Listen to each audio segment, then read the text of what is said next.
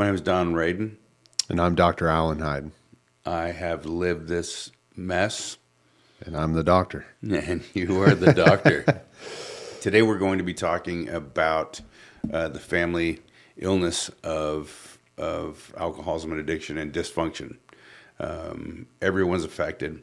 We at Recovered and Free, we have a family day where we have the family come to the center and educate them on not just the disease of addiction, but the family disease of addiction, even if the person hasn't had any direct, the parent or the loved one doesn't have any direct experience themselves with addiction or alcoholism.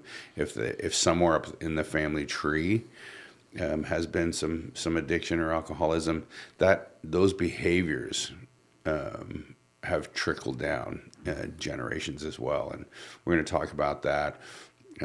And Dr. Hyde here, he is the family branch of Recovered and Free. We utilize him to help the family system because most families just believe that once the addict gets well, all the problems go away. Yeah. And so we are going to break into the pulse. Yeah. And they can and do get better for the addict, right? And the alcoholic, right? Mm-hmm. Their life can and does get better, especially with peer-led programs and people with lived experiences. What often gets forgotten is the conversation you and I have all the time, which is the family member who thinks that they don't have anything to do because, of course, it was them who was using. Mm-hmm. And I can't even share with you. We talk, right? And you and I have lived recovery experiences, and the gravity of wise people coming into my life. When I had already been a clinician, I was a clinician for a lot of years. And another therapist came up to me I was working with and said, "Hey, you're far too good at this to be affected the way you are." Right. And for that to be coming out at work, it was coming out in treatment teams and things like that, where I would be up in arms and total codependent, couldn't see it in myself. It took other people to see it. And because wise people gave me the feedback, I was able to go get recovery for myself. Now, I knew at that point that I had grown up in what you would call a traditional alcoholic home. My brother has still to this day never sought recovery. And my parents were totally enmeshed and still are. And so I know firsthand what it's like also to stand in the family disease, be someone with recovery and watch it not take root. I love my family to death. I would never bash them, but it's still difficult, right? And so this is why I do the education that I do. It's why I wanted to partner up with you guys. Like, this stuff is really important to me firsthand. Well, and that's to heal the entire family. Yeah. Because everyone's been affected. And the beautiful thing about family recovery is that if the family gets well, in spite of the alcoholic or addict, that change in the family dynamic forces the alcoholic or addict to get better. But if nothing changes in the family dynamic, then the addict and the alcoholic don't have to change because it's working. Even if there might be some strife around a relapse, they know that when the family says, "I'm done. If you do this again, I'm done," and then it's done again, the addict or alcoholic relapses and nothing changes. Mm-hmm. Right? So it reinforces the sickness that when you tell me you're done, it doesn't mean you're done. And just like the alcoholic and addict who says, "I'm done," doesn't really mean that they're done. Yeah, and it's easy to get caught up, and this is really like if we take the pulse, right, the pulse of our nation, it's easy to get caught up in the things that feel good, right? So, you've got a human being who is struggling with an unmanageable problem in any form of addiction, and they start to do a little bit better. It's easy. It's very easy, and not only easy, but enticing to want to believe, right? Oh, it's changed. And I think part of what we want to hold on to is that the good news is that with recovery, it is changing. And as we know, with human behavior, Change is a long, progressive process. Without support, it only gets worse. It does not get better, right? So we look for the support that these individuals get outside of the family system that we need as family members to embrace as well. Because it's easy for me to say with the feel goods, like, oh, they're changing a little bit. And no matter how many of the rotten things have happened to me, I'm ready to be supportive again. But if I don't have my own support that helps me remember why I'm making amends, why I'm cleaning up my side of the street, if I don't keep my focus on that, I'll get wrapped up real quick in all the feel goods for them. And then, well, what happens if they go back to the rotten behaviors? We start all over again. Right. And with the family dynamic again, when those little wins come in and I start to try to control things and my manipulation works, there's that dopamine hit. See, I was right. Or with on the negative side, well, he's just going to relapse again. That's typically the dad angle. Typically, I don't believe it. He's got a year out. He's going to do it again.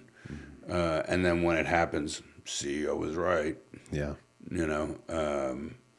But we in doing the pulse, we want to get real life experience, right? And so, yeah, it's 100%. What we're trying to do is give the relating, right?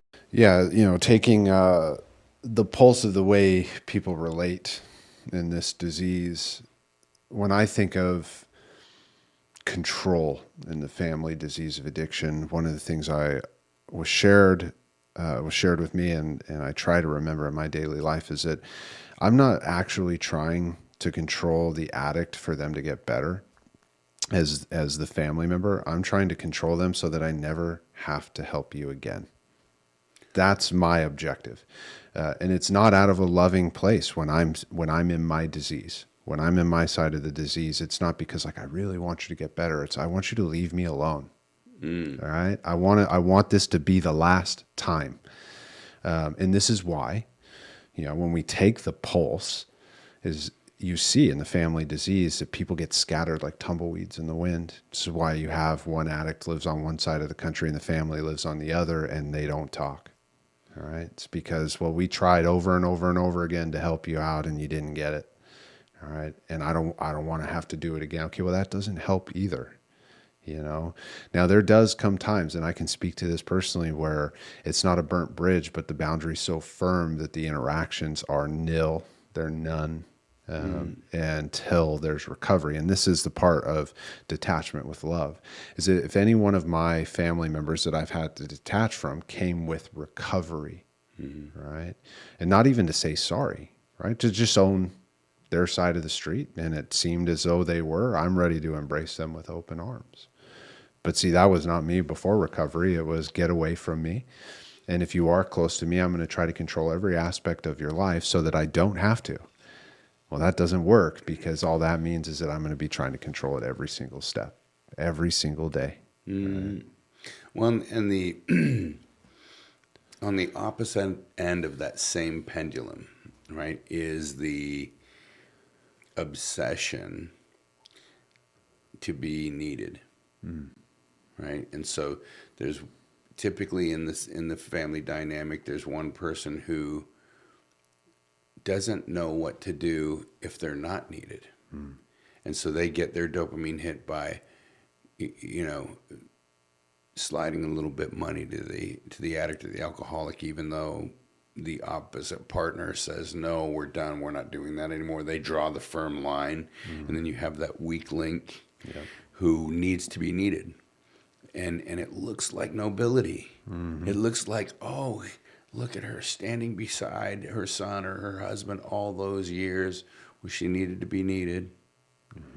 And it doesn't need to be she, it can be he. But again, I'm just talking in generalities because my experience is, the vast majority of who I've dealt with in this aspect is mom or wife,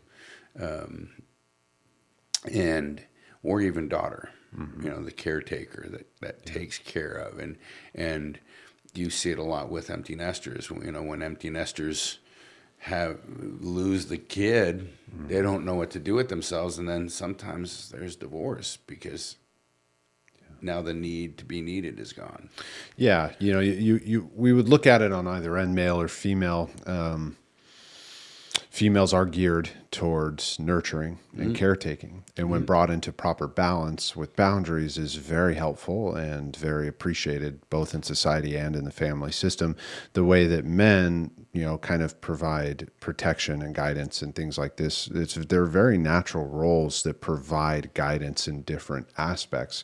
But then when brought into the position of neuroticism, right, where the emotions are really high, the reactions are even higher, and there is a intended payoff, right? I am going to get what I want out of this. It's not what we need, it's what we want, and that's the desire. You see that the natural roles that are typically very helpful get out of whack. And if you guys relate to any of this, we want to hear why. So drop in the comments if you've kind of fallen into the pattern of caretaking and doing for others what they can do for themselves. We want to hear about it in the comments. Or the other end of that pendulum would be, or complete avoidance, where I just sever the relationship and refuse to look at it because I might have to look at myself. Yeah, which both are, you know, if we tie the knot, it's right. Both are concepts of a lack of accountability for our roles in a healthy dynamic, in a healthy relationship, right? So the person oftentimes in addiction, where when in recovery, taking accountability and responsibility for their behaviors become natural, right? When in active addiction, it's a complete and total denial of accountability and responsibility, which leaves a void, a vacuum, right? So it pulls all of the caretakers in. And one of the best ways to envision this is like role in the family is assumed, and we decide to take the role. And what our boundaries does is says, no, the role presented is not mine. I'm not going to take it, right? But if you want to connect, we can stand as pillars in this family. All right. And that's a really good representation of the family disease in recovery, is people standing in their individual lanes and coming together when they need to, not assuming roles for the other person because, well, that's what's been demanded behaviorally. Absolutely. One person carrying all the weight and another shirking the responsibilities. Yeah. And we're not talking specifically gender roles or anything like that. We're just talking in generalities because it takes two, you know, and that need for control it's an interesting concept, because if there's a dominant person in a relationship, then that would mean there's a subordinate person in a relationship. Both have equal amount of power. Because if the dominant one needs someone who's subordinate and doesn't have a subordinate, you could say two A types. It's a difficult dynamic. Yeah. Right? But the subordinate partner, male or female, needs to have the dominant one. So both have power. Without the other, you know, if I'm the dominant or the subordinate one, and I'm not subordinate anymore, the dynamic breaks down. Yeah. You know, one way is it's the one up, one down, right? So we have this conversation in groups with families, and I have this conversation in my individual sessions, especially when I'm referring somebody to Al-Anon, is that it would seem as though the person in the one up position, I'm better than, right? I'm the one, or I'm the one with the problem, right? Has the power. But the question always is, where's the true power? And the true power is in the victim role, right? The one down. Because if I can get into the victim role and say things like, how dare you do this to me? And you always do this, right? It's the chipping at the pedestal. You and don't it knocks them understand off. me. Yeah. And this is the dynamic you see in the family disease, is the one up, one down. And people are always shifting. They're always shifting into power positions to knock the other person down. So it's like if you have an addict who struggles with the very special worm dichotomy, I'm the greatest thing ever, I'm a worm and don't mean anything to anybody. If you have somebody oscillating there, which is every addiction on the face of the earth, and they enter into a relationship with a family member and all of a sudden they're in a position of like, I'm the greatest thing ever, and they get knocked down, that's a very easy place to relapse and take power and control. Right. And we know that the disease of addiction is all about power and control. This is why we kind of dive into when someone gets long-term codependency treatment and support in recovery, you often start to scrape the bottom of the barrel and find very addictive type behaviors that need to be addressed. Right. Yeah. Well, because again, it's if we take the addict and we look at the substance, his obsession is, or her obsession is, to control and enjoy the substance, to be able to have a couple and then put it down, enjoy it, and go to bed, take up their responsibilities and go on another day. The great obsession for the codependent is to control and enjoy the addict. So it's exactly the same, just one involves a substance and the other involves a person. And I have these questions that I'd like to pose you. Yeah. They are from a 12-step fellowship that I'll give all the props and credit to, which is adult children of alcoholics and dysfunctional families. And I need to be smarter than the technology. And for some reason, it doesn't recognize me with the mic in front of my face.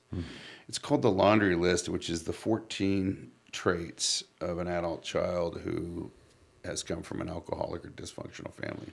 I'll give this preface too from the clinical perspective is as we go through this list and Dawn highlights them and asks me about them, I'm going to give you my perspective and my lived experience. If you relate to any of the questions on this, then you qualify for support. And so as you're listening through, try not to take it personally. Just listen to it, sit with it, let it resonate.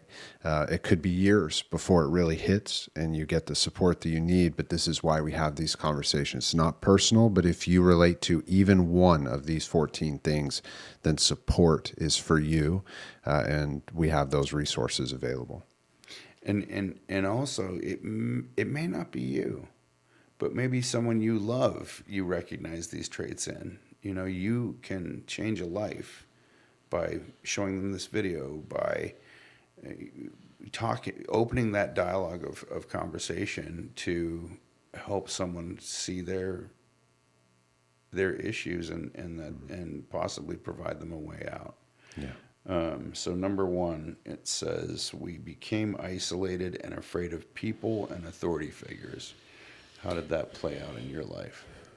Yeah, you know, I can never hold a job for more than 2 years when I was in my sickness. You know, I had a self-sabotage routine pattern, and really it was a pattern of self-righteousness. I would come into an established business, and I worked at early in my career as a mental health professional, I worked at some pretty big, like nationally recognized mental health facilities like the Amen clinics and things like that, where, you know, Dr. Amen's on PBS and he's got an international practice and all this stuff. And I came in from the standpoint of, I don't like the way that this department is running and I can change it. They weren't interested. And no place I ever was interested in it. And it would always kind of echo in the back of my mind of a coach who used to share, you know, you change for college doesn't change for you. But that never sunk in because I had such issues with power and control.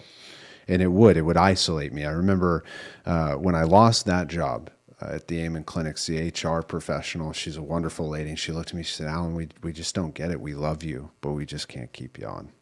And that's when things, I think, started to click for me of like, man, I'm really shooting myself in the foot. You know, it's that proverbial, the squeaky wheel gets the grease, and I could not keep my mouth shut. I would come into environments and my mode of operation was to be unique, terminally so, right? That I'll die unique, right? Right. And it just never worked. What worked for me was recovery, which was that I'm no different. Number one, I'm no different than the addict, and number two, I'm no different than my fellows in the room. But if I can't embrace that, I'm going to die alone. And we know in our conversations where we take the pulse of these issues in our nation, it's like men especially deal with haunting loneliness later in their life. I mean, they are completely and totally isolated. And I was on the fast track to being totally isolated. Nice guy.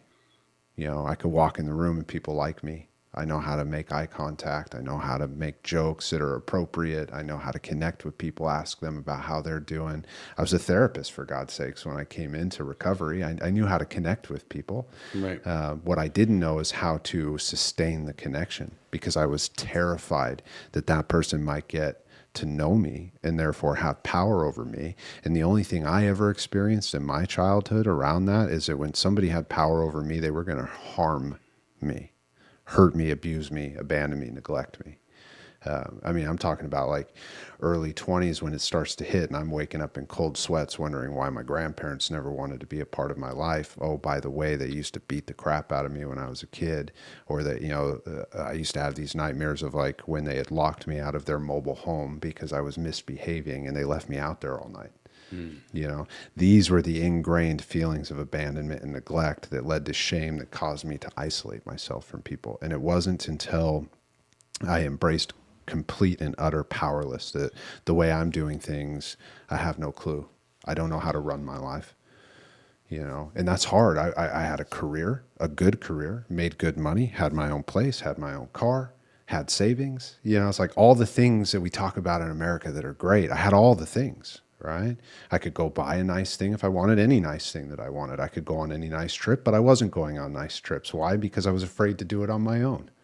Right. You know, Right. all the stuff. Right. Right. And then, you know, some wise people came along and the clue by 4 hit me in the head. And I realized I can't manage my own life, because if I make the decisions the way I've been making them, I'll be completely alone for the rest of my life. Right. Yeah. Right. And it's that paradox of the control. I want to do these things. I don't want to do them alone, but I keep everybody 20 yards away from me. Yeah. At all times. And I'm guilty. You're ringing all of these bells with me. I'm thinking, oh gosh, I've never left a job. I've always been fired. And I proudly would say, well, if you don't like if you don't want to hear it, don't ask me. If you don't want my opinion, don't ask me, because I'll give it to you. Yeah. You know? Yeah. I was so self-righteous. I would stand up in meetings like, no, this is wrong. And here's my idea. Didn't you know my idea was right? You know, I remember my therapist used to joke early on. She said, Alan, maybe you just need to work for yourself. Here I am. Right. And right. I remember in the beginning, like, no. I mean, I always wanted to, you know, I've always had an ability to be self-motivated and do this kind of stuff. But when you're in your 20s, you know, life isn't giving you any concessions. I did not have enough capital to be able to run my own business, or I think the drive in my early 20s to show up at 6, 7 a.m. every day and do the admin work where I do now. But when it was first relayed to me, I wanted to be defensive, but she was right. It's like, well, you know, if I'm the boss, then what I'd say gets more credence. Right. It has more weight. And no one has to tell you what to do. Yeah. Yeah. And see, for the codependent family member, even treated, that works for me. That I don't have a boss, I don't have to report to anybody. What recovery has given me, and this is the balance, is that the people who come and they contract and work for me, I don't have to control them, and I give them the bandwidth and the leash to be able to share how they view things. That's stuff I could have never done without recovery. Right. So I'm on the flip now, where when someone has an idea, I can hear them so that they don't ever have to stand up and tell me how it is, right? And they may even be able to see that, like, if you asked my therapist, they would all jokingly, but lovingly share that when we have an idea or Alan has an idea, he gets up and he does it, right? And I go after it for them too, because I know what it was like to not be heard. And I also know what it was like to sabotage myself. So I try to make the concessions in the space for my clinicians to be heard and to be truthful, honest, forthright with them when it can or can't be done. But also, if it can be done, here's what I need on your end. Right. And recovery gave that to me, because I think if I had come in as an owner of a practice and been untreated, no one would want to work for me. Right. I'd be a solo practitioner and not a very good one. Yeah. Well, you know, again, man, you're hitting so many bells. My defiance, just outright defiance. If you just say left, I'm going to go right. Yeah. It doesn't matter if left is the way to go. I'm going to go right. And I also had someone said, Don, maybe you should just open your own treatment center. You'd be happier. Anyway, I want to know more about you and your experience. Number 2 is we became approval seekers and lost our identity in the process. I mean, this one always hit hard for me. I mean, I played baseball for 19 years. You know, if you walk into my office, I've got degrees that cover a wall, you know. One of the ways I learned to sit with is, like, every mountain I climbed. You know, I won an NCAA championship my senior year, got a bachelor's degree with honors, went on and got a master's degree, had almost 4.0, went and got a doctorate degree, had almost 4.0, wrote my dissertation, defended it, nailed it right before Christmas. You know, it didn't matter any of the, you know, then while I was doing my dissertation, wrote a book, published it. You know, it didn't matter all of the accomplishments. I'd get to the top of the hill and I was there alone. You know, and at different points in my life, I would say now, some of the recent accomplishments that I've mentioned with recovery, it's like I have a partner who supports me, right? Very much so. And I have friends and family members here in this area that are very supportive. And so I'm not alone anymore. But one of the things I realized in not being alone now in some of my accomplishments is, like, I don't need to or want to climb so far up those hills that they can't come with me. Right. And that was a balance too. It's like, I'd be standing there on top of a massive accomplishment with regret, you know, and it wasn't that I regretted doing the thing. It's that, like, because of the family disease of addiction, I didn't have anyone to share it with. And I wasn't doing anything to rectify that. I was isolated, hoping for the approval. See, it wasn't the accomplishment. It was, what will I get when I accomplish this? People will love me. They'll accept me. They'll think I'm the greatest thing ever. All right. Transactional. Yeah. Love is free. And those who are going to give it to you will give it to you for free.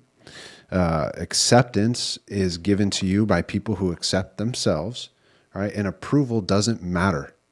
That's the one thing I've learned even doing this. Like, you don't like what we're doing? I don't care. You know, right. I just don't care. You love what we're doing? Great. Right. But I'm not going to stay up looking on either end for the notifications or the bad comments. I'm going to sleep like a baby either way, because I will invest in filling my life up today with recovery, which is what I couldn't do before. I wanted approval from everybody. And I went and I sought it, you know, when I first came to my therapist, and I have a successful business now, but I also have under my belt a failed business. I had a nonprofit. I had no idea what I was doing. This was when I was about 25 years old, 10 years ago. And it was to help individuals in the family disease of alcoholism. And when I shared that with my therapist, she just laughed. right? She just laughed. And she wasn't laughing at me. She was laughing with the situation. Like, here I am trying to create an organization out of nothing in a way that I don't know how to do it, all to win approval of my family who won't get better. You know, Right. it's insanity. It's a setup for failure on all fronts. Yeah. And the difference now is like, okay, my practice, we do a lot of things where we treat the family disease of addiction, but I don't go out and try to force the solutions the way I was before with a nonprofit trying to get into the community to get people to get it. Right? We sit and we provide education now, and those who need it come to us and we provide it. And I don't get up in arms and I don't go out and try to force it. And we treat a lot of other things here. Sure. My therapists treat other stuff and I let them have their niche. And, you know, I don't come in here and try to force it to be all about the family disease of addiction the way I used to. And I really, honest to God, don't care if my family ever acknowledges it, embraces it, or, you know, I don't have a book with a handle on the end anymore that's recovery, trying to hit people over the head with it. You either want it or you don't. I heard a phrase once, how many of you like chocolate cake? And you see, you know, many hands raise up in the audience. And then the next question was, how many of you like the whole cake crammed down your throat at once? And you always have one that says yes, but you know, that's recovery. You know, I like to recover. I don't like it shoved down my throat. Yeah. Let's see here. Number 3, we were frightened by angry people and any personal criticism. Yeah. You know, I can be, like I mentioned, the biggest pattern for me in my recovery when I did my 4-step was selfish, self-righteous, self-seeking. So, you know, if I've got an idea and you have an opposing idea, I know where I'm going to land, which is you're wrong and I'm right. And any opposition to that, I was afraid of.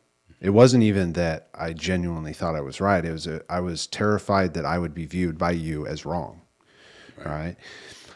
And so what is that? What did that look like for me? It's like I've read all of the major pop and foundational psychology books. I've read and understood them. I try to integrate information, right? I would spend in my probably from about 21 years old till 29 when I walked into the rooms of Al-Anon, I would spend every evening reading and researching.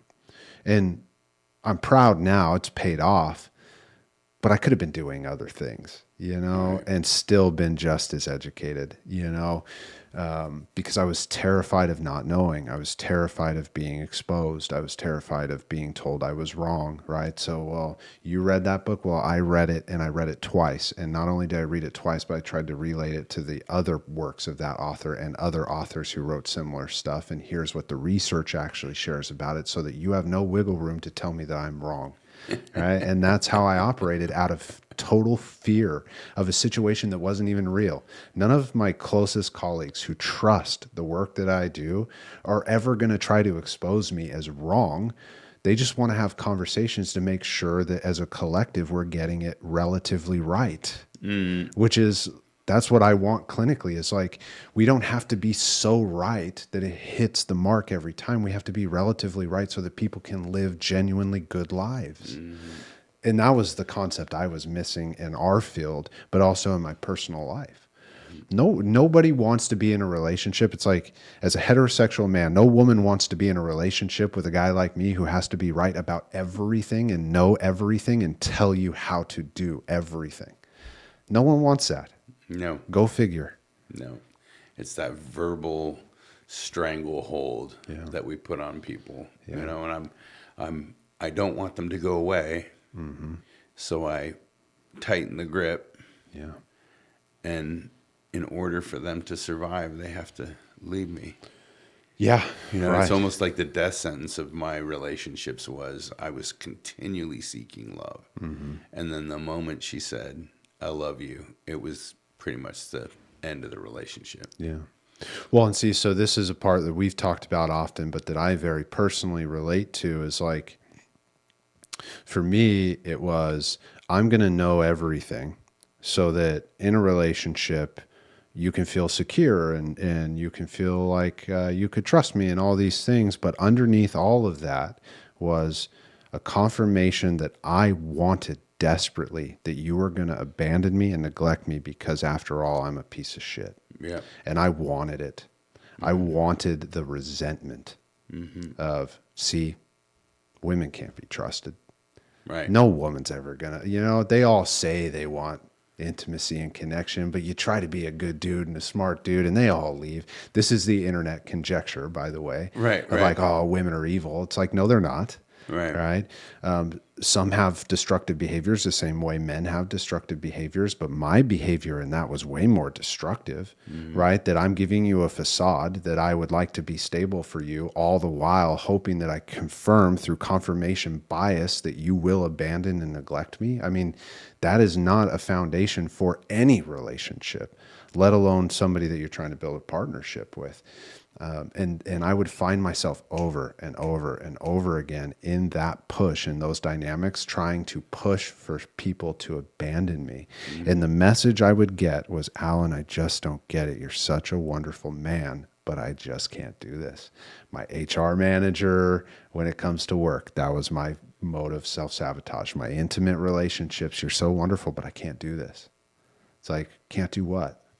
Right? So I knew you were going to leave me. What are you talking about? I'm great. I don't know what you're talking about. Right. Right. I knew exactly every time I knew what they were talking about. It just took enough times for me to get sick and tired of being sick and tired. Just a little gaslighting. Just Yeah. Just a little pastime there. Yeah. okay. Let's see. Number 3. Oh no, we already did that one. Number 4. We either became alcoholics, marry them, or both, or find another compulsive personality, such as a workaholic, gambler, fill in the blank, to fulfill our sick abandonment needs. Yeah. Yeah. Talk a lot about this in the program of Al-Anon. He said, when you empty the barrel, eventually at the bottom, you're scraping the barrel, and the scraping of the bottom of the barrel is often unmanageable behaviors. When I talk about that pattern, it's like when you end up in relationships over and over again that aren't working out, but then you hop into another relationship that doesn't work out, right? It's only a matter of time before you found yourself in so many of them that it's kind of a bit of an obsession or a compulsion, an unmanageable behavior to seek intimacy without actually being intimate, right? Okay, well, what does that mean in our society that is a rising problem is sex, right? So what I found in my recovery was, not in the traditional sense, like wasn't sitting in a dark closed room with pornography, masturbating till mutilation, right? I was going out and seeking relationships with women, and the ways in which those would unfold sometimes would be physical, right? And sometimes not. It would just be like relational, but what it led me to realize in my recovery was that I may have an unmanageable problem with the opposite sex. Well, where can I get some support and education on that would be Sex Addiction Anonymous, right? I don't have to go into that room and relate to every type of sex addiction to be able to get the solution. And recovery taught me that in Al-Anon. Because if I hadn't have cleaned these areas of my life up and been open, right, with a true willingness of like, however people view it in society with whatever stigma, it doesn't matter to me because I'm more willing to save my ass than my face. Truly. I don't care what anybody thinks about Sex Addiction Anonymous or Al-Anon. I just don't care. I go to these rooms for education and support because I was going to marry an alcoholic woman. But for me, what it was going to be, my person of choice was a woman with an eating disorder. And I was going to marry it. I was going to do it. And that is talk about sticking your hand in a lion's cage. It is going to get bitten off. And I am surprised that I still have all 5 fingers on both of my hands after some of my run-ins with addiction on the other side of a relationship. That you sought. Yeah, I knew how to find it. I could walk into the room of 100 women and 99 of them don't have an unmanageable problem and one of them has an eating disorder, and that's the one I'm going home with. And that's who I was. All right. And I'm proud to say today that it's not. And those are the people that were attracted to you also. Yeah. Right. Broken people. Yeah. And I hear Water seeks its level. yeah, I hear so many male addicts that come through my center. Oh, I just like crazy women. Well, maybe it's that only crazy women are attracted to you. Yeah. And crazy women, we're really talking about behavioral issues and, probably some dysfunctionality in the home that they grew up in. They're attracted to alcoholics and addicts because that same need that you were talking about. Yeah. Yeah. Yeah. Water seeks its level. Let's see. Number 5, we live life from the viewpoint of victims and are attracted by that weakness in our love and friendship relationships. Yeah, I've got a best friend who's also a therapist, and whenever he would have another friend, I couldn't handle it. I'd be like, man, what the heck? Why is he hanging out with that guy? That guy's wonderful. He's my friend too, but this is my best friend. So why aren't we hanging out? Right.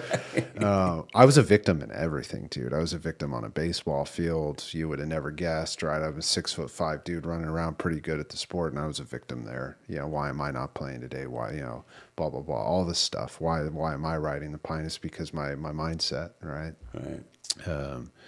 And thankfully I played enough, right? So I could hide in plain sight. And that was basically my career in baseball. I could hide in plain sight with my victimhood. But then as soon as baseball was done, right, and real life starts, I was a victim in everything. I was a victim in every relationship prior to recovery. It was always her fault. Right? So never mind, how could it be? I thought this all the way through. How could this be my fault? It's her fault, right? I was a victim. I was resentful. I was a victim in my family, right? If my brother would just get sober, if my mom would stop trying to caretake a grown man, if my dad would stand up and have a backbone, I was a victim. All those narratives, bullshit, right? What was true is that I wasn't taking care of me. And if I could, I would attract healthier outcomes. And that was the only way out, was to admit that I was a victim, all right? That I was being the victim, and not because life was happening to me. Life was in plenty of ways was happening for me. I was the guy that would be driving the clunker car for no reason, because I probably, if I would have just mustered up a little bit more cash, been able to get a better car. But of course, I've got to drive the clunker car, and then I'm trying to drive home to see my family that can't even go 2 hours without screaming at each other on a holiday. And on my way driving up the hill in Southern California on the 15 freeway in the Cajon Pass, the carburetor explodes. And I'm on the side of the freeway cursing God because I'm some kind of a victim, even though I didn't have to be driving a car that didn't have a carburetor cap on the carburetor. Right. Stupid. I have a general understanding of the basic workings of cars, and I'm the one who decided to drive the truck with the carburetor that didn't have a cap, and then I'm confused why the carburetor blew up. Right? Victim. I'm a victim. Yeah. Right? Cursing God when God is trying to show me that I don't have to do these things.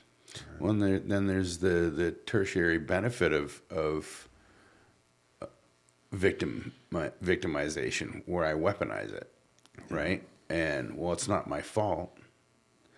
I was born this way. I was thrust into this.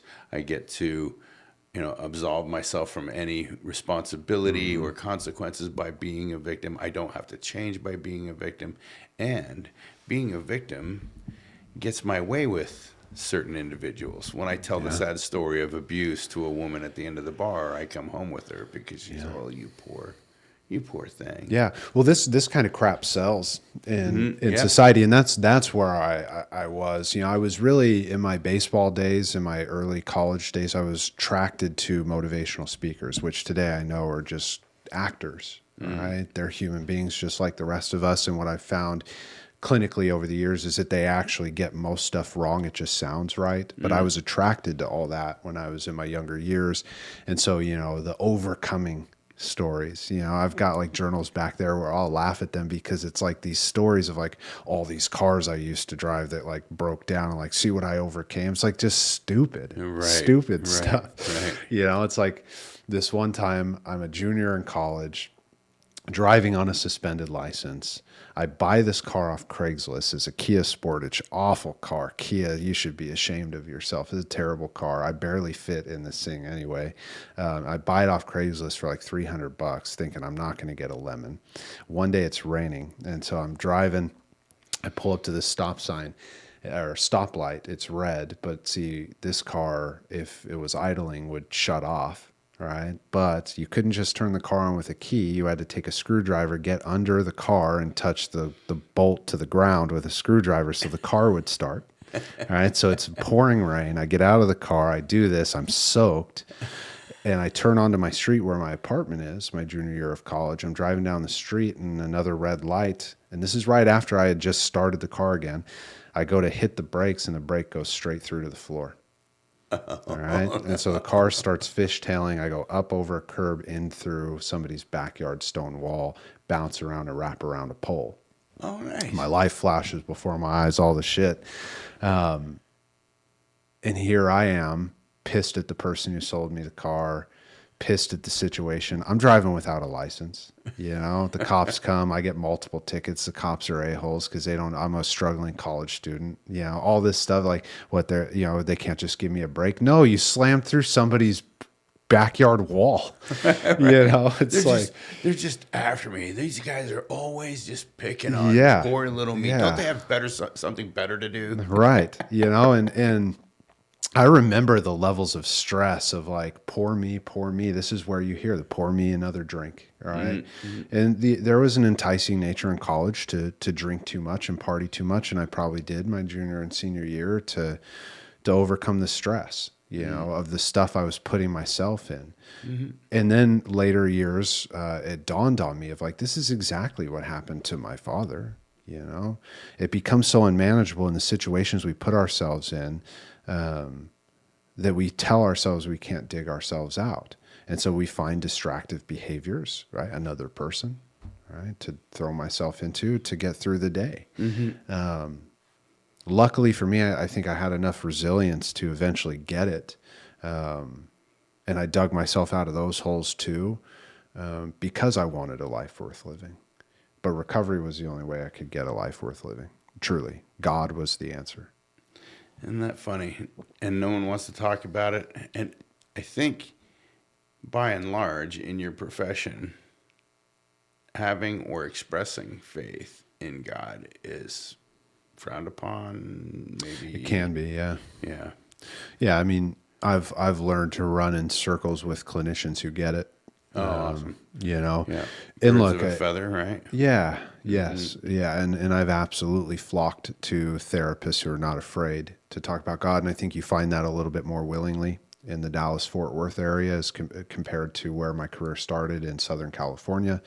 It's very clinical, I did my master's on a Christian campus at Vanguard University in Southern California, and we were a very secular program, and there were not conversations very often, if at all, about God. But one of the things I always like to remind even clinicians is that this is an art. Right? We all get to come with our own expressions, and one of my expressions is that I believe in Jesus Christ. Now, I'm not, like you said, I'm not going to use it as a chocolate cake to cram down people's throats, but I will not back away from it if I am asked. Right, and that creative expression that you mentioned it earlier with employees, giving them the freedom to be themselves, and they'll rise to their strength. Yeah, and that creative expression doesn't have to be scientific. Yeah. I've heard plenty of musicians who hit every note precisely at the right time, the right length, the right sound, crescendo, decrescendo. But it's almost like a robotic experience. And then you have like a Jimi Hendrix that makes that guitar, or a Stevie Ray Vaughan that makes that guitar cry and may not hit the note.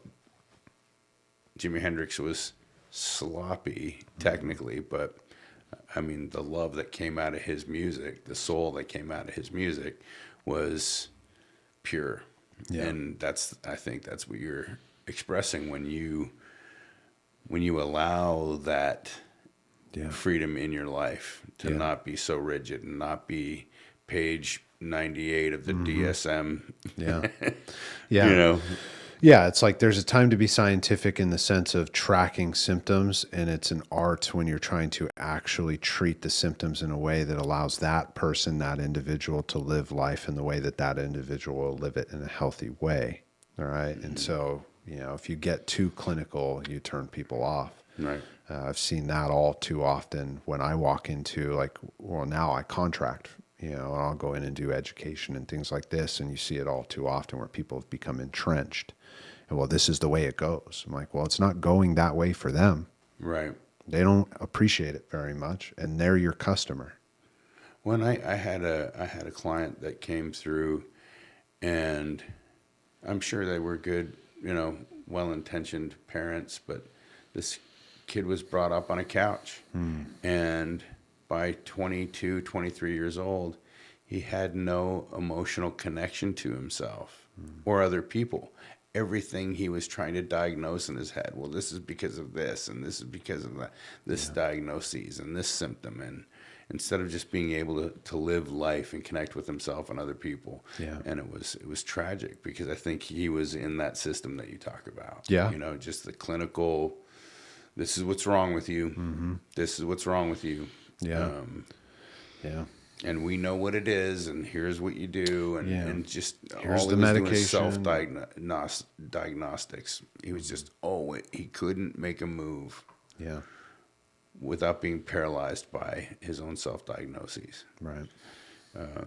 It was tragic. Let's see here. Number 6. We have an overdeveloped sense of responsibility, and it is easier for us to be concerned with others rather than ourselves. This enables us to not to look too closely at our own faults. Yeah. It's like, if we connect some of the pieces, it's like I was able to put together such a facade around this one, college athlete, doing well in my classes, then in my young adult life, building a career that people respect, blah, blah, blah, blah, blah, blah, blah, all the stuff that looks good, out of a sense of like responsibility, to community, to people. Right. If you would have asked me in my younger years, it's like, well, I just want to be a therapist. I don't care if I make a ton of money. I just want to help people. It's like, okay, well, I need to make money and pay my bills like anybody else, and I'd like to build a life. And so there's a balance in helping people and making a living. That was maturity and wisdom that started to come in, that like, I'm not just going to treat you for free. All right. But the piece of this that kind of connects to a lot of it is like, look at the shamble and the messes that I was making in my life. This is what the family member in the disease of addiction often does, is they make a complete and total shamble and mockery of their life, messes that are just messy, to fix something, to be responsible for something. That was, if you would have looked on the surface, here's a guy who's got it all together, but right underneath and bubbling perpetually was problem after problem after problem of my own creation. Right? A total facade that if you just knocked over the plywood, you would see a mess of a man. Right. And God forbid if someone was able to poke their head and see the weakness, or see, that emotional and behavioral response from you was probably I was reactive. a 12 out of 10 or a 15 out of 10. Yeah, it was very immature. We get charged with in recovery. The real responsibility is to bring our immature behaviors into a mature place, right? Knowing yourself, not taking things personally, making amends when you're in the wrong, promptly admitting your wrongs, loving people, whether you agree with the person or not, but not being a doormat at the same time and letting people walk all over you. These are very mature behaviors that I could not tolerate in my younger years. I was very reactive. If you tried to peek around the piece of plywood that I had put up to see that I'm a mess, you're done. You're dead to me. This used to be my narrative. I often would joke with my partner about that in the beginning. Is like, I had a real problem of like, if I felt like something was off in the relationship, you're done. You're dead to me. And what it really was, if I felt that you were getting too close, I'm out. All right. Peace, deuce, I'm out of here. All right. And it never worked. Right. Go figure. But then I come into recovery and I'm surrounded by people who get it, who've done that, but now have done things better, right? And I had a lot of early examples of people who were doing it well, right? They were in marriages that were doing well, not perfect, well. They were partners. They communicated. They worked recovery. I had a sponsor early in my program, and I chose him specifically because I knew I couldn't mentally run circles around him, and he would intellectually bitch slap me if I stepped out of line, and he did. He did, and he was willing to, and he's a badass, you know? It's those things that help me step away and let the pieces fall that we're going to break. I didn't have to juggle anymore, you know? Yeah, I had a sponsor, old Cliff Bishop, sweet old man.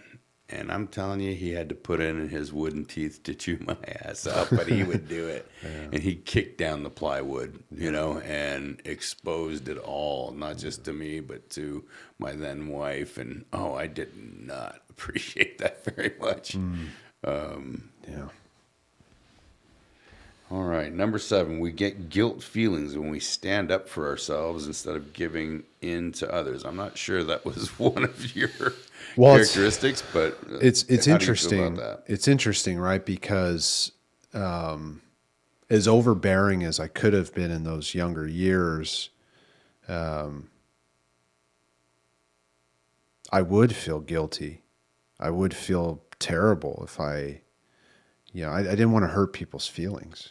You know, see, this is the thing about the family diseases. We're all very sensitive people, right? We're very compassionate, empathetic people. You see this over and over and over again on both sides of the aisle. Mm-hmm. It's why we hurt each other so much when it's untreated. Is because we're sensitive and empathetic and compassionate and sympathetic, and we're all treating each other terribly in that. And so, you know, my prickliness was all a defense for this sensitive, caring, you know, smiley, loving young dude. I remember we went to this retirement home when I was in elementary school, and this little old lady pulls me aside and said, "When you walk in, your smile lights up the room," you know? And I could embrace that in elementary school, but if someone would have told me that in my teen years and early 20s, I would have taken those as fighting words. You know, right. Because that was the environment I grew up in. It's like, I can't be soft. I can't be loving. I can't be caring. I can't be kind, because that gets taken advantage of. Meanwhile, knowing somewhere, I remember from like 10 years old, knowing that's who I want to be. I want to be a light. I want to be a loving person. I want to be supportive, you know. But then when you grow up in an environment where that is unsafe, well, you develop all the defenses that look like the stuff I'm telling you. Meanwhile, internally conflicted, because you know it's not who you are, but you seem to be pissing people off, but you don't want to be, right? Mm-hmm. It's like that's where I kind of, on that point, relate to, like, yeah, I often would have a self-righteous moment and feel extremely guilty. I had multiple relationships where as soon as I had popped off and pushing you away, I wanted to come back and like, I'm sorry. Right? That person's already gone. They're out the door, man. You pushed them out the door. Not only did you push them, you kicked them in the ass so their face hit the floor, and they don't want to ever deal with you again. Right. And now you're apologizing? Right. That was my guilt. See, my guilt was a compass. The apology or the amends of owning my behavior was right, but it only works when you do it in the appropriate fashion. Right. At the right times. And the right time is not right after you've pushed someone out the door. It's just not. And I navigate that even in my current relationship, where sometimes I'll put my foot in my mouth and like, I've got to let this cool off before I can clean it up. Right. Luckily, my partner on the receiving end is in recovery and gives me grace, because if not, I'd be in the same position again. So with recovery, we get to be imperfect, but what's infinitely important in that is that we both work our recovery, right? Because if she starts to get whiffed that I'm not going to do that, then there's not going to be any grace for the moments I put my foot in my mouth, because then there is no guarantee that I'm even going to look at it and work on it, let alone talk about it in front of people on a podcast. Right. You know, but she trusts that because I trust it. You know, I don't do it for her. I do it for me. Because if I don't do it for me, I'm going to be isolated, lonely, irritable, restless, discontent, resentful, and just a self-righteous asshole. Right. Yeah, I don't want to be that. That's never who I wanted to be. Right.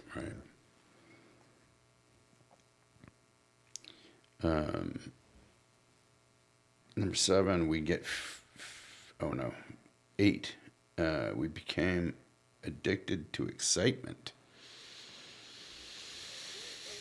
Yeah, I mean, adrenaline, sure,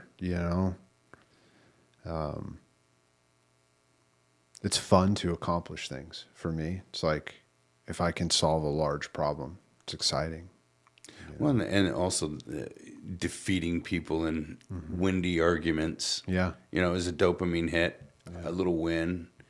I was right. Yeah. Right. Yeah. Well, I grew up in an environment where my father is very sarcastic.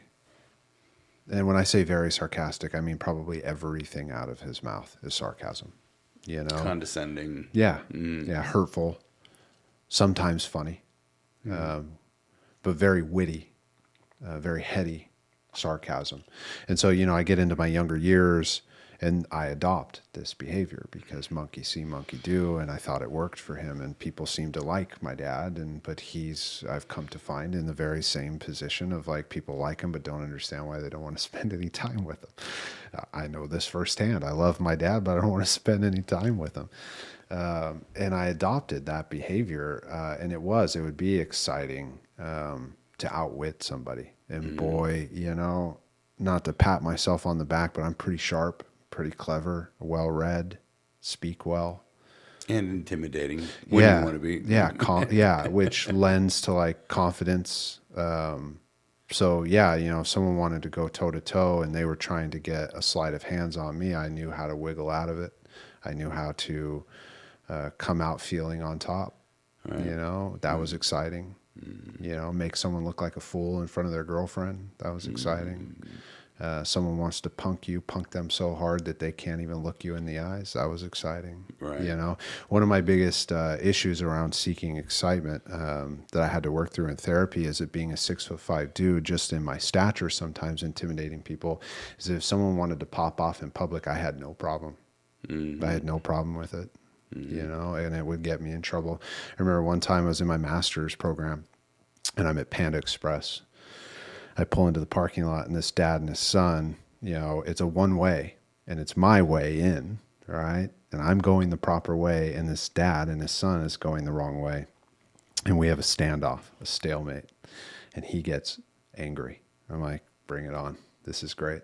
This is exciting. I was, I think 20 at the time. I was like 21.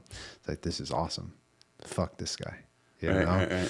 And so, I start inching and I will push your car out of the way. And so he then reverses and I pull into the parking spot and I go get in line in Panda Express. And wouldn't you know, the dad and the son, they come in and he starts chirping. And I turn around and I do the move where, you pull up the pants. I'm like, what are you going to do? In the Panda Express, and at the end of the line is my professor. Dude, insanity. And my professor later in his office was like, what was that about? I'm like, I don't know, man. I've got issues. Right. But this guy backed down because I'm 6'5". I had just come off a baseball field, right? Which meant for me that I was working out 6-7 days a week, and that had not worn off yet, right? So I'm fit. I'm ready to, I grew up in an environment where we fought for fun, right? And I don't talk or boast about most of that kind of stuff because who cares? What are we talking about? It's immature. It's stupid, right? But we used to wrestle and throw fists for fun, right? In my group of friends in high school, right? We would drive around to look for people to fight for fun, right? Right. And this is not an exaggeration. We would do it and we would get in the fights and it was fun. Mm-hmm. I would seek that kind of excitement, and that's why I would get arrested my senior year and all that kind of stuff with the wrong crowd at times, and I would seek that adrenaline, that excitement, because I wanted to feel something, which is a hidden part of the family disease. It's like in the midst of all the abandonment, neglect, shame, or abuse is numbness, right? So I needed things to be loud and exciting, and I was loud and boisterous, right? So But it got me in trouble. It's like, try explaining to your master's level professor in his office at your program why you were trying to fight a dad in front of his son when you're trying to be a therapist.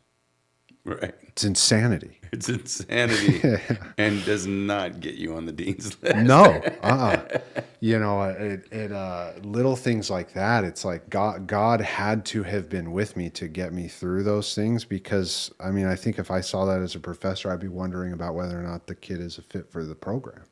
Right.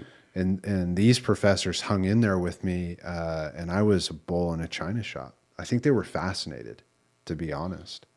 I was aggressive when I came in, and I was in a program 90% females, and the dudes, there was like 5 of us and 3 of them are gay. You know, it's like I was a bull in a china shop. Right. I had no idea what feelings were and how to manage them. And here I am, they're asking me to do a practicum where I'm sitting with kids, you know.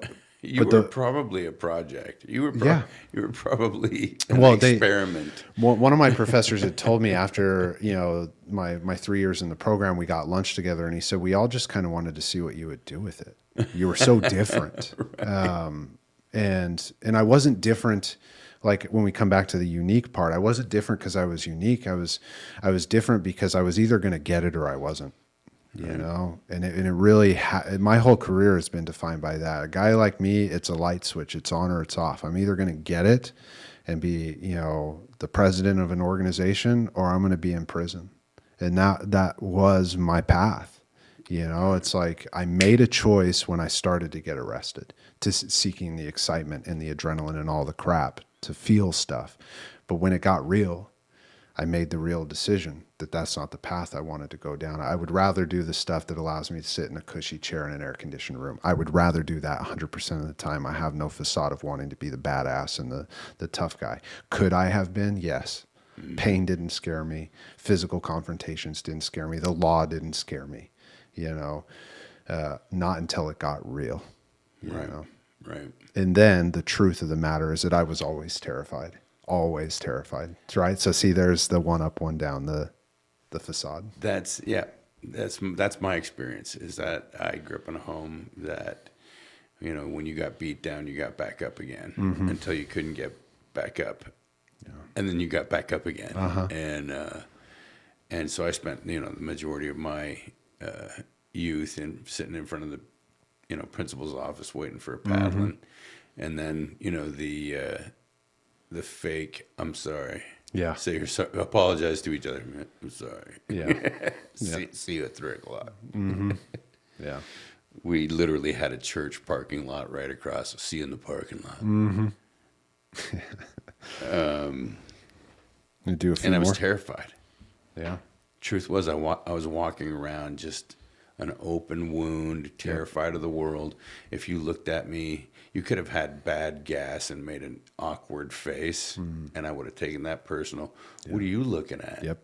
And it was because I was afraid that you were judging me, and validating my core belief about myself is that I don't measure up. Yeah. And you saw it. Yeah, you know, it's why we used to sit in the back of the classroom my freshman year of high school and prank call the chemistry teacher's classroom number. So I was terrified of failing the class.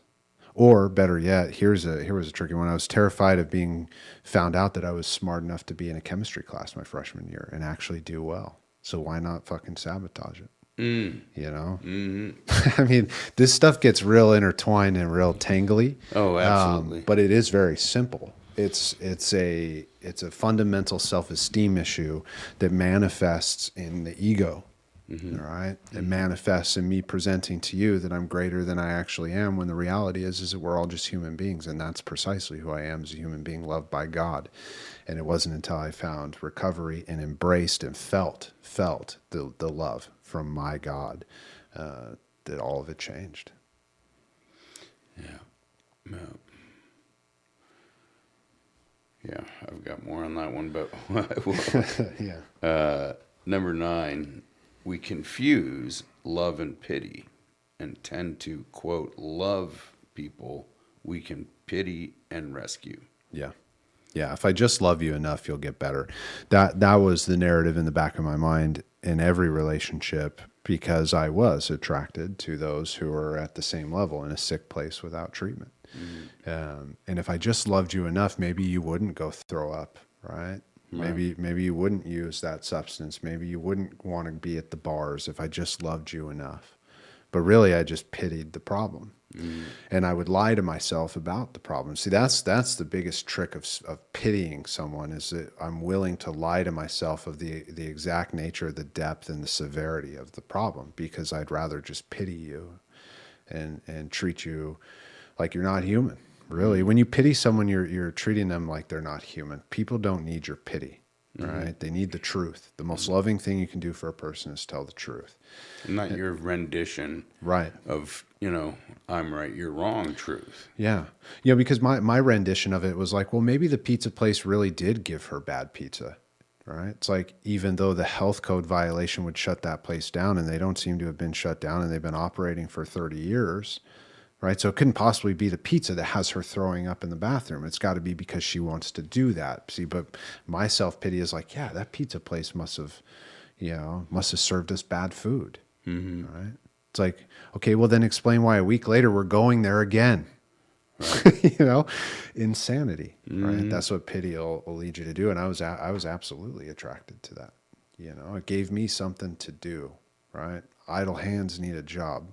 Right. Well, and for me, it was, like Mighty Mouse, right? Here I come to save the day. And I'd rush in to an impossible situation. Yeah. I'd call myself the champion of the underdog. Yeah. And I still believe that I am today, but the motive is entirely different. Yeah. One was to elevate myself, and the other one is actually to serve. Yeah, to elevate, to lift up others, to carry the message. Yeah, Shine I've light seen and that. hope and Yeah. Yeah. I think in both of ours, that's why we get along so well, is that I've seen that, right, in this process with you too. It's like we very much have that similar perspective of like, well, we both know what it was like to try to be self-serving, right? But now we have lives that are of service, and millions of people relate to that. I mean, everybody listening to this, whether they're ready to embrace that, that's human nature. It's like, let me serve myself before I serve others, until my life completely falls apart and the ones who have it together are serving others. And let me try that. Right. Well, and the qualification though, right? Because some of you are out there saying, well, I am serving others by, if I just love him enough, he'll get well. But that's not serving them. That's serving you. Right. Let's see. Number 10, we have stuffed our feelings from traumatic childhoods and have lost the ability to feel or express our feelings because it hurts so much, also known as denial. I think you've covered that pretty sufficiently. I was so severely in denial that I went and became a therapist. Right. I'll help you sort through your feelings. And then beat your dad up at Chick-fil-A or something. Exactly, dude. Exactly. It's like, yeah, let me not be asked about mine so that I can fight your dad in the parking lot while I ask you how it made you feel. Do you suffer any trauma? Yeah. Here's my card. Recent traumatic experience 5 minutes ago in the parking lot. Yeah, we used to joke around about like going to restaurants and flipping tables and then just throwing our business cards in there. It's like, tell me. If you had a reaction to this. Yeah. Number 11, we judge ourselves harshly and have a very low sense of self-esteem. Yeah. Yeah, I mean, come on, man. It's like master's degree, doctorate degree, a history of a championship in college playing a sport in the NCAA. And I was a piece of shit. No one will love me, right?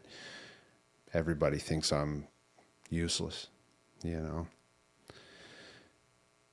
self-critical nature of this disease is, number one, it's analysis paralysis. Nothing I ever did was good enough. It had to be better. Other people are doing it better. they have more than me. I don't, today, what recovery tells me, what God tells me is that it doesn't matter what anybody else has. When we cross paths, we're human beings, and I need to treat them with dignity and respect, period. That to me is worth more than what I have in my bank or what I do with my business or what car I drive or that kind of stuff. It's that when I meet anyone at any socioeconomic level, at any type of career, at any level, it's like, when I walk out here and the staff is cleaning the front of the office building, I shake their hand. I treat them with dignity and respect. I smile. I ask them how their day is going. The same way that I would do that with the therapist who contract with me or you, another business owner, because that's infinitely more important to me than actually being viewed as something great, Yeah, it's the, once you have that spiritual experience and get well, like you said, it's very much like I think it's Sanskrit, namaste, right? Like the light in me honors the light in you. Yeah. So now that I can see myself clearly and I'm well, and I can see that I'm just an imperfect person that makes mistakes and I'm not defined by them, that so do you. Yeah. And it doesn't mean that you're lesser than, because you're not defined by your mistakes either. And I shouldn't be defining you by those. Yeah. Yeah. And isn't that really it? It's like, I don't want to be defined by my issues. Why would I define you by yours? Well, in my sickness, Yeah. right? That's exactly how it is. I judge myself by my intentions, while the world, judges me by my actions. Yeah. And I judge you by your actions, and I don't care about your intentions. Yeah. It's funny how that flips once we get well. Yeah. Number 12, we are dependent personalities who are terrified of abandonment and will do anything to hold on to a relationship in order not to experience painful abandonment feelings, which we received from living with sick people who were never there emotionally for us. That's a mouthful. Yeah. So this is the tricky part, because I think a lot of people would relate to what I was sharing earlier and what you've shared a bunch of times, is like pushing people out. But I overstayed my welcome in virtually every relationship I'd ever been in prior to recovery, and even those early ones in my early recovery days, I overstayed my welcome.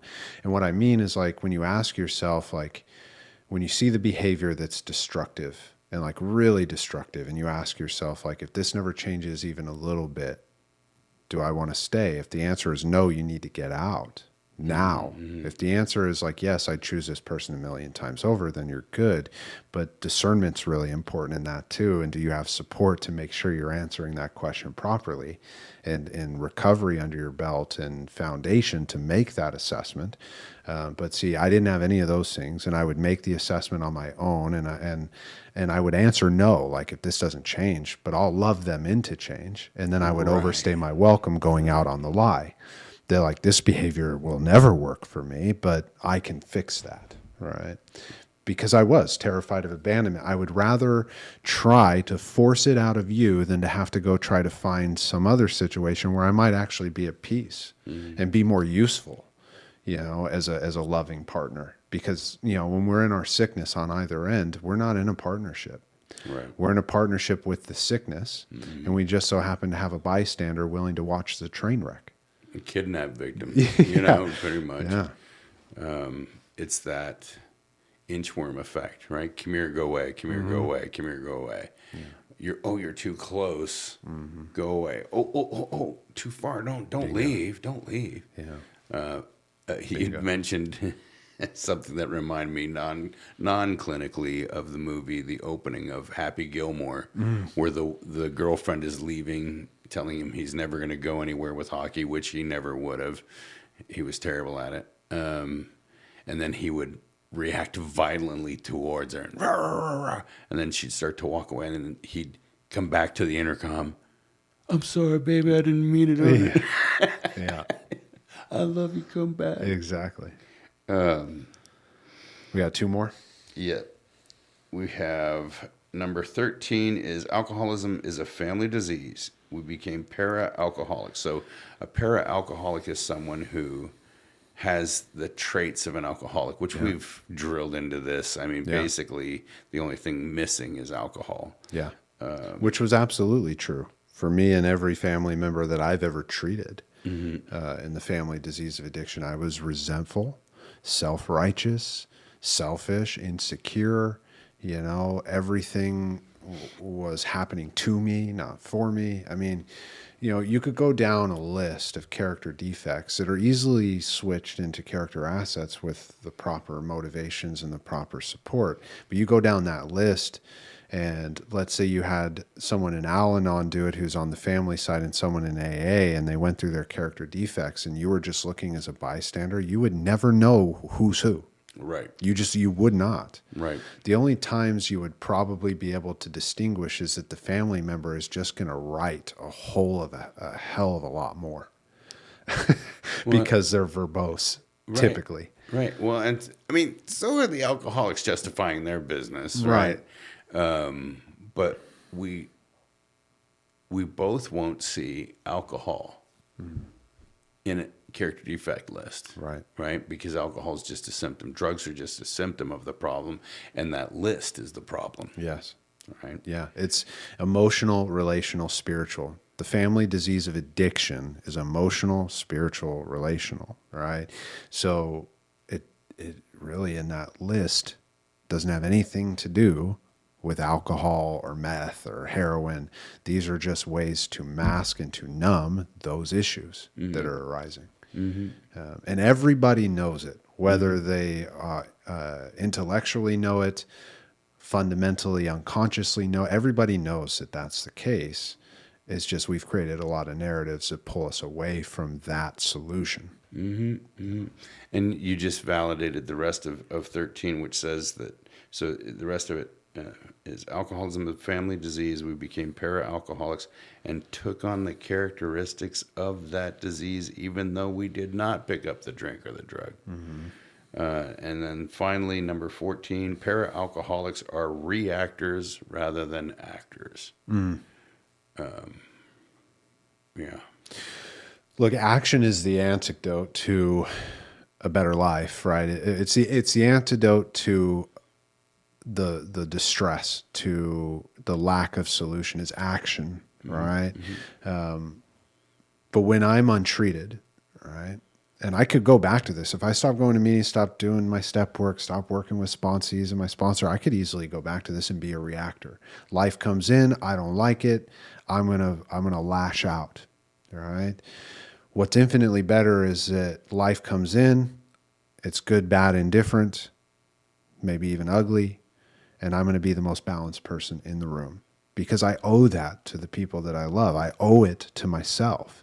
This is something that has been given to me by God through recovery. And we all have that potential.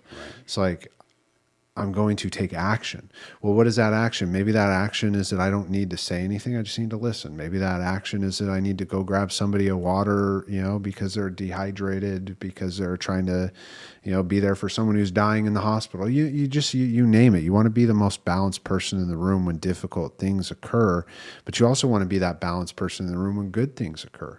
It's like we've had plenty of good things that have come down the pike in our partnership, and I need to be a balanced person that responds to the emails and the phone calls and makes, healthy decisions on my end so we can have a partnership. And with my ADD, I have a struggle with those things. Well, and we have found workarounds. Synergy. So, yeah. And it's because we're both working to be balanced people in the room, but that's really it. Is like when we have a plan and I have to maybe remind you, well, I know that you've already shared it with me because you're a balanced person who's shared with me where you come from. So I don't have to sit there and react to it and be like, well, what the fuck, Don? Right. And I don't feel like I ever really need to be in that space anymore, which is nice. Of like, well, why this and why that? It's like, well, why don't you ask? Right. Ask for what you need. Yeah. Right. And being open and honest, we get to meet each other where we're at. I'd like to before you read that, Oh, yes. if you guys relate to this, trying to hold things together, have the facade be presenting as better than others while feeling less than, or fighting people in a Waffle House or Denny's parking lot, we want to hear about that in the comments. This is very common stuff, but your guys' comments keep this going. It keeps the conversation going, helps us know what you want to hear and what you want clarification on. Now, this is kind of a lengthy quote. I'll have to put my glasses on to see it, but it's one of my favorites, top 10 for sure. And it's by Marianne Williamson. And that is, Return to Love. our deepest fear is not that we are inadequate. Our deepest fear is that we are powerful beyond measure. It is our light, not our darkness, that most frightens us. We ask ourselves, who am I to be brilliant, gorgeous, talented, and fabulous? Actually, who are you not to be? You are a child of God. Your playing small does not serve the world. There's nothing enlightened about shrinking so that other people won't feel insecure around you. We were born to make manifest the glory of God that is within us. It is not in just some of us. It is in everyone. And as we let our own light shine, we unconsciously give other people permission to do the same. As we are liberated from our own fear, our presence automatically liberates others. I mean, it's fantastic. Yeah. Fantastic. Yeah. And, the light in me honors the light in you. Yeah. Right? And if you guys have any comments, we'd love to hear from you. If there's any resources that we can point you to, the list that I quoted today and was asking questions of today is called the Laundry List from ACOA, Adult Children of Alcoholics and Dysfunctional Homes or Families. Please feel free to look them up if you're identifying with those. If you're really connecting with those, we can certainly help.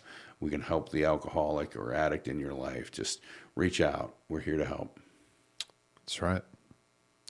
We're here every week with new information.